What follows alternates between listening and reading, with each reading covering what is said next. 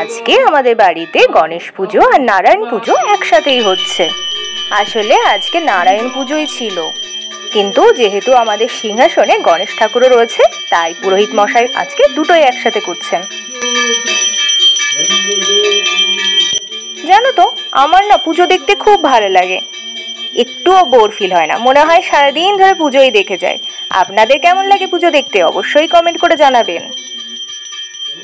আজকে সকালেই পুজো শুরু হবে বলে আমরা কালকেই সব পুজোর বাজার কমপ্লিট করে রেখেছিলাম, কিন্তু ওই যে যতই লিস্ট ধরে সব বাজার করি না কেন কিছু না কিছু বাদ থেকেই যায়। এখন উনি সিন্নি প্রসাদ বানাচ্ছেন। নারায়ণ পুজো মানেই তো সিন্নি প্রসাদ। ছোটবেলায় আমি ভাবতাম কখন যে পুজো শেষ হবে আর আমি প্রসাদ খাবো। প্রসাদটা উনি দারুণ বানিয়েছেন। আজ সকাল থেকে খুবই ব্যস্ত, সারা বাড়িতে আলপনা দিয়েছি, কিন্তু ভেবেছিলাম এই নিচ থেকে আলপনা দেব, সেটা আর হলো কোথায়। বৃষ্টির জন্য পুরো জল জমে রয়েছে, ওই জন্য একদম সিঁড়ি থেকে শুরু করে আলপনা দিয়েছি। ভিডিও করে ওঠার একদম সময় পাইনি। এইদিকে ঠাকুরমশাই আবার পুজো শুরু করে দিয়েছেন।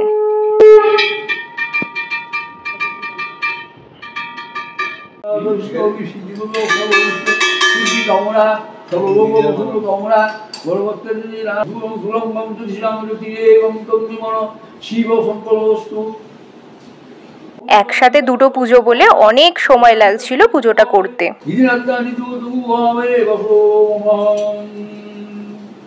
কত সুন্দর ভক্তি ভরে উনি পুজোটা করছেন, তাই না?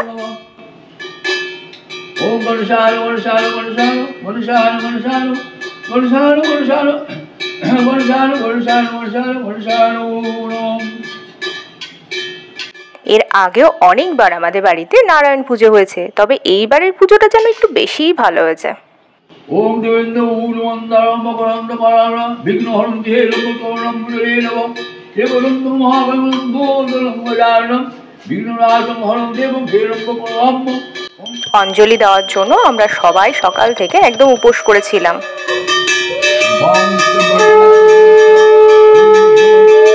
এনার নিয়ম নীতিগুলো একটু আলাদা বলেই আমার মনে হয়েছে।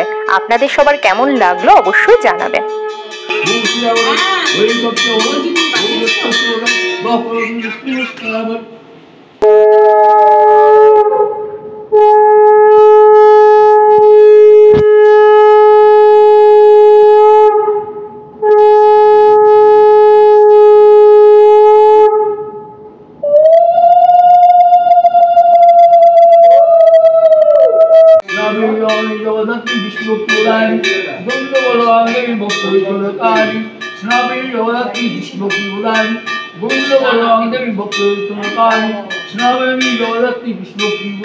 ভিডিওটি আপনাদের কেমন লাগলো অবশ্যই কমেন্ট করে জানাবেন, আর ভালো লাগলে লাইক আর চ্যানেলটিকে সাবস্ক্রাইব করে দেবেন।